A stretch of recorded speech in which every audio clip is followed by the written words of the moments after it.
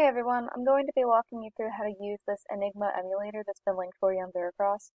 And the first thing you'll want to do is when you get to the website, just click on this little button here, and then you can pop out the emulator in another window.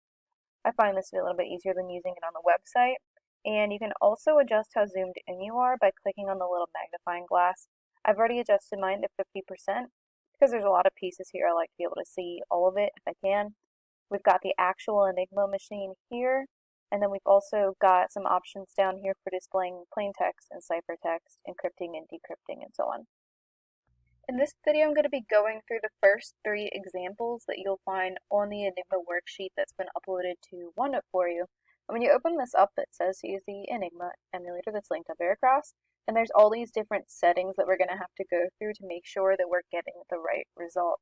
As you saw in the videos yesterday, and as you'll see on the emulator now, there's a lot of different settings. So as you go through these examples, and additionally, as you go through the examples later on in the page, it's very important to make sure that you're setting all of the settings exactly as it lists out in each problem, because it does change from problem to problem.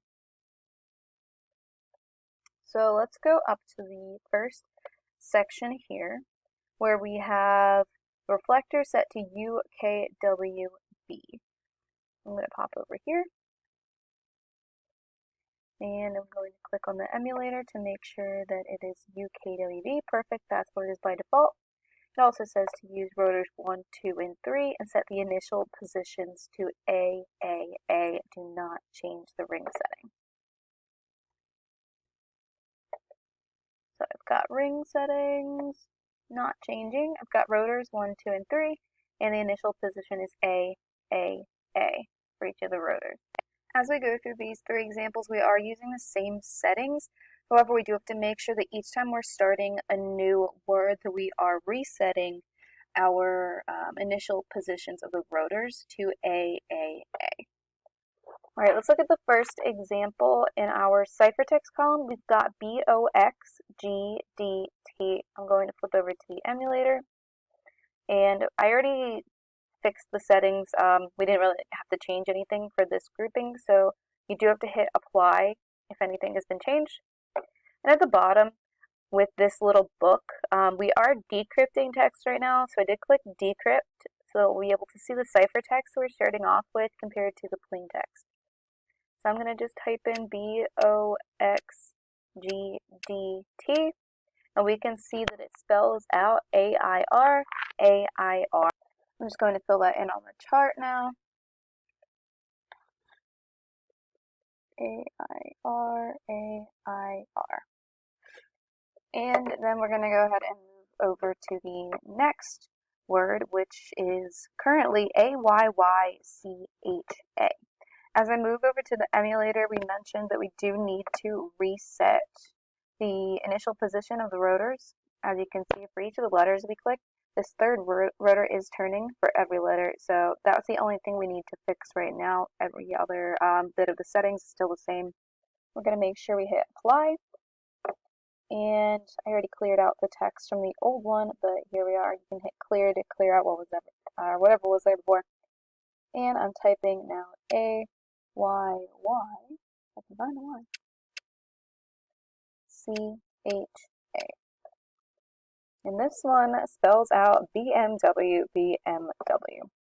We can go ahead and fill that in over here.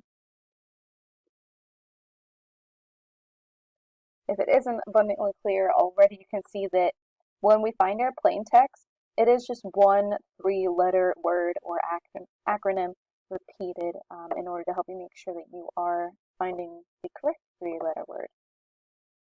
This third piece of ciphertext is going to be the last one that I go over, and then the rest of the worksheet, including the chart here, will be your responsibility to fill out.